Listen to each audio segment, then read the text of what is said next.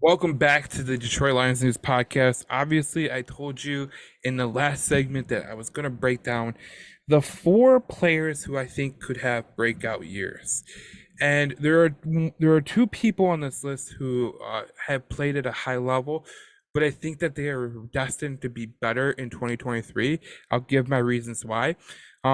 So look, I'm going to start with four, and I'm going to work my way up to number one, and we're gonna kind of go through it and see which. And I want to get your comments. So if you're on YouTube, give me your four players who will be the biggest breakout players for the Detroit Lions in 2023.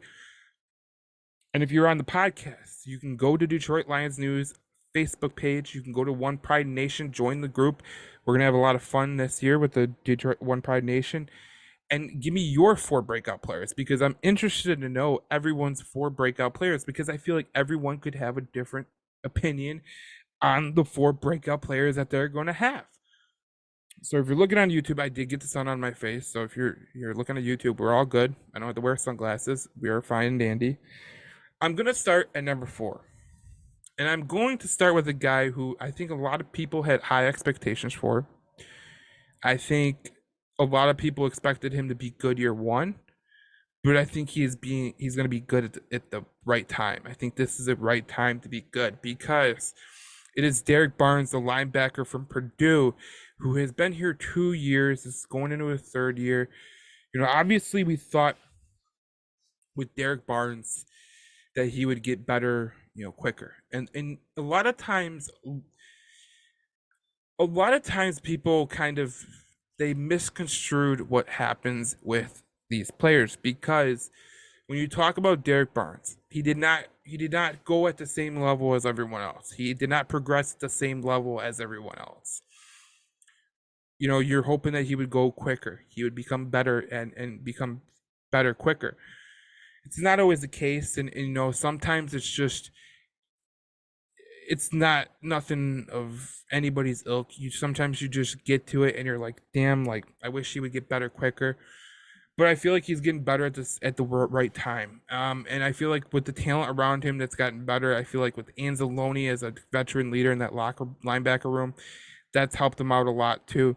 But you just hear from training camp, you hear him be playing at a different level, making plays, more smart. Dan Campbell talked about him being more smart and more aware of the defense. That's something that you really can't put a price tag on. And sometimes it will take a player a little more time than others to get ready and to get going. So Derek Barnes is number four. Number three is Jerry Jacobs. I think with Emmanuel Mosley out, I think we're going to see him not play the first couple weeks. But I think that Jerry Jacobs, with the talent around him getting better, because the talent around him at the cornerback position has gotten a lot better, I think it could help Jerry Jacobs become a better player. I think that Jerry Jacobs has the ability to be a lockdown guy who is not your main corner. He's not going to be the corner that you asked to guard Justin Jefferson, but maybe to guard Jordan Addison, maybe to guard this guy, and then Chauncey Gardner-Johnson goes into the slot.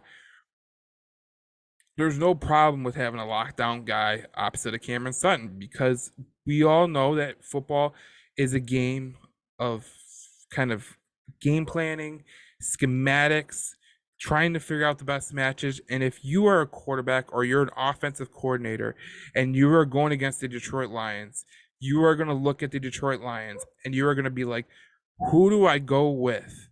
Who do I go against?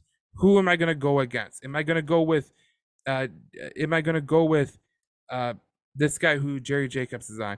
Am I going to go with this guy who Cameron Sutton's on? Am I going to go to the slot where Chauncey Gardner Johnson or Brian Branch is?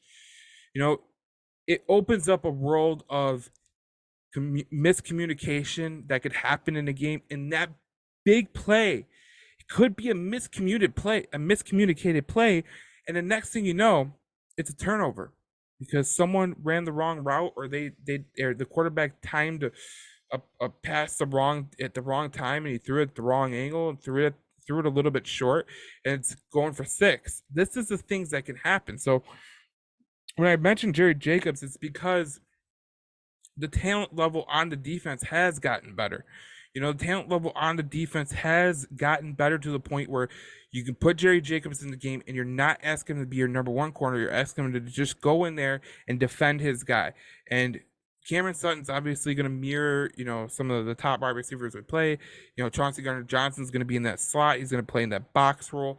So I think that Jerry Jacobs not being asked to be everything, to be a top flight corner is good for him. And I think that we're gonna start to see a better Jerry Jacobs because he's not going against all the guys, the top guys, all the time. Jerry Jacobs, I think when the problem with Jerry Jacobs a lot is when he gets in situations where he is not fast enough, where he's not tall enough, where his size doesn't match up. Sometimes he gets a little handsy, and that's okay because a lot of cornerbacks in the NFL they get handsy, especially when they are the mismatch kind of guy. You see it all over the NFL, and it happens all the time. And look, it's going to happen. So that's why I have Jerry Jacobs 3, and those were the two guys that I had on there that had played for a couple years. They're 3-year players. They're both great players, and I think that they're gonna really excel so much in 2023. Number 2 is going to be a guy that I think a lot of people just they so look, I know people are upset about Jameson Williams' 6-game suspension, okay? I know they are upset that he didn't play at all last year. Well, a little bit, but not enough. And Dan Campbell talks all the time how he needs reps, and he's going to get a lot of reps in the preseason, and that will be great for Jameson Williams. But number 2 on my list is Jameson Williams. I think that when you put Jameson Williams out there, and I think when you put him out there with Laporta, with Gibbs, with St. Brown, you are asking defenses to put themselves in a bad position. Because at some point, they're going to have to leave someone one-on-one. And do I think that Sam Laporta can make a linebacker look silly? Absolutely. Do I think that if a Jahmyr Gibbs is coming out of the backfield that he can make a linebacker or a safety look stupid? Absolutely, one-on-one. We know St. Brown can make a cornerback look stupid on a one-on-one. It opens up so many possibilities. And then you're not even adding in who is going to be your slot guy. If it's Marvin Jones, if it's Khalif Raymond, if it's Josh Reynolds. This team is so stacked in terms of the talent that they have that they can really put anybody in that position and they're going to be good. But Jameson Williams, I think, is going to be a really key player for this Detroit Lions team. Because he does have the speed. He does have the talent. He is everything that you want in a wide receiver. Now, if you were going to be honest, if I could somehow plant a seed of Amon-Ra St. Brown in the guy, I totally would. Because St. Brown, St. Brown's a different dude. So if I can somehow plant that in Jameson Williams, oh my God, you're talking about an all-time great. Because we know Jameson Williams has the speed. We know he has the talent. We know he has the size. We know he has the skill. We've seen it at Alabama. He's going to be really fun to watch. And I believe that when you get Jameson Williams back, you are going to love what you're going to see. Love what you're going to see. This guy is absolutely going to make people look silly, and I'm glad the Detroit Lions got him. Let me just say that. I'm glad the Detroit Lions got Jameson Williams because I think that Jameson Williams is he's a legit, he's going to be a star. If he keeps his head on straight, which we assume he will because he's only had one off the field issue, and it was a issue that really wasn't well communicated with the NFL in terms of their gambling policy. But I think Jameson Williams is going to do fine. And I think that the 6-game suspension is only going to give him more and more, ammunition to come out blazing in the Game 7. So Jameson Williams is my guy who I think is going to break out. He's my number 2 person on the list because I think that when you hit Game 7 and he comes back into the fold, I think that the connection with him and Jared Goff is going to hit an all-time high. And I think what you're going to see from Jameson Williams is going to be felt throughout that offense, because I think that St. Brown is going to get some more looks, because they're going to have to. People are going to have to game plan around Jameson Williams' speed, and that's going to leave a guy like Sam Laporta open, a guy like Amon-Ra St. Brown open. And if you're an Amon-Ra St. Brown fan, oh my God, like this could be really good for you, because St. Brown is going to get a lot of open looks if Jameson Williams comes back and balls out, which I think he will, and that's why he's number 2 on my list. Number 1. This is a guy who ended Aaron Rodgers' career as a Green Bay Packer. This is a guy who has shown the playmaking ability to be a superstar at the safety position. And I think he has more to give. I don't even think we have saw the pinnacle of what Kirby Joseph can become. Under no circumstances when we drafted him last year did I think that he would burst on the scene in the middle of the year and become a key part of this defense for the future. There's no way. You know, when I watched him at Illinois, you watched him and you went, man, that guy has some playmaking ability. He has that ball ability. But there's some things that are missing that you're like, man, if he could just get this thing straight, it would be great for him. I'm here to tell you, I think Kirby Joseph is going to be a superstar. I think Kirby Joseph could be a superstar in this league. You know, Brad Holmes has done an impeccable job drafting. You look at his drafts, like, where do you see a guy who's a total bust? And while people are going to say Levi Onwuzurike, he's going to have a very good shot to prove his point coming up in the preseason, show that he is a different player. Because I do think Levi Onwuzurike could be a player who could be useful for the Detroit Lions defense. I do. But Kirby Joseph is a guy who has shown the impeccability and the knack for finding the football. I can't wait to see what him and Chauncey Gardner-Johnson do. You talk about 2 ball hawks. You're going to have 2 ball hawks on that defense. You're going to have 2 ball hawks that love to make plays in the defensive playmaking ability. And they have the ability to make the plays. Then you add in a guy like Tracy Walker. Look, I think it's going to benefit Kirby Joseph that he has Chauncey Gardner-Johnson. I think it's going to benefit Kirby Joseph that Tracy Walker is back, because Tracy Walker offers a different element to the defense. You know, Kirby Joseph is not going to be asked to be Tracy Walker. He's going to be asked to be Kirby Joseph. And I think that could totally unlock Kirby Joseph. I think when you get Tracy Walker back, when you add in Chauncey Gardner-Johnson, you add in Cameron Sutton, you're going to ask Kirby Joseph to be Kirby Joseph. Don't be anybody else. Be Kirby Joseph. You know, last year you were asking a little bit much of Kirby Joseph. Maybe you were asking to be too into the run game. Maybe you were asking him to be the safety and kind of play back, but you weren't asking him to go get the ball because you didn't want a touchdown to happen. I assume that was the case.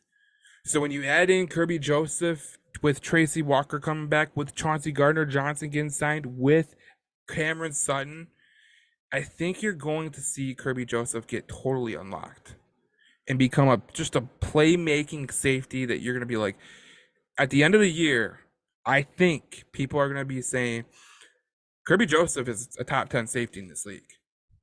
And I think you're going to see 2 top 10 safeties on this team between Chauncey Gardner-Johnson and Kirby Joseph. I don't think Kirby Joseph has reached his ceiling. I don't. And if you want to come at me and say that I'm wrong, go ahead. I don't care. I really don't. I think Kirby Joseph hasn't even reached his ceiling. I think when you add in the players that they have, with Tracy Walker coming back, like I just said, with Chauncey Gardner-Johnson, with Cameron Sutton, with Jerry Jacobs, you add in the element of your pass rush getting home, I think it will give Kirby Joseph just the utmost ability to go make plays in the passing game on the defensive side of the ball. We saw that with Aaron Rodgers last year. In the last play of the game, he made some critical plays that made him made him the guy that I think is going to break out the most. And then when you signed Chauncey Gardner-Johnson and Cameron Sutton, I looked at Kirby Joseph and I was like, man, Kirby Joseph, he is going to be a legit player. He is going to make this thing happen. And I think that if you're a Lions fan and you've been fiending for a guy who can go get the ball and be that playmaking safety, I'm pretty sure Brad Holmes got that safety in Kirby Joseph. So, look, there's a lot of things that the Detroit Lions are going to be privy to. So my top four were Derek Barnes, Jerry Jacobs, and Jameson Williams, and Kirby Joseph. I think those are the four players that could potentially break out for this Detroit Lions team. And I think if you are a Detroit Lions fan, you should be so excited about this year because I think the Detroit Lions have the team to beat in the NFC because there's certain things that we're going to see through the preseason that's going to really show me that what I'm saying is true. But the defense is going to be better. Like, let's put it that way. Number one, defense is going to be better. And when I get to my rookie portion of the podcast, we're going to see why. But defense is going to be better. The offense is going to be better. It might be just around the same, but that's okay because they were top 5 offense. And I firmly believe when you have a top 15 defense and you have a top 5 offense, you are a championship contending team. Period. Full stop. End of story. That's how it works. So in the next segment, we are going to be talking about the top rookies, not in the first round, and I'm going to give you my top 4.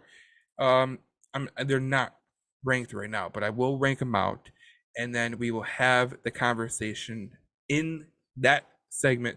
So follow us along into the next segment, and I'll give you the information that I have. And if you're watching on YouTube, you're seeing this piece of paper get floated around, and you're like, "What's on the other side?" Well, that is strikeout parlays that I've tried to do, I just can't do.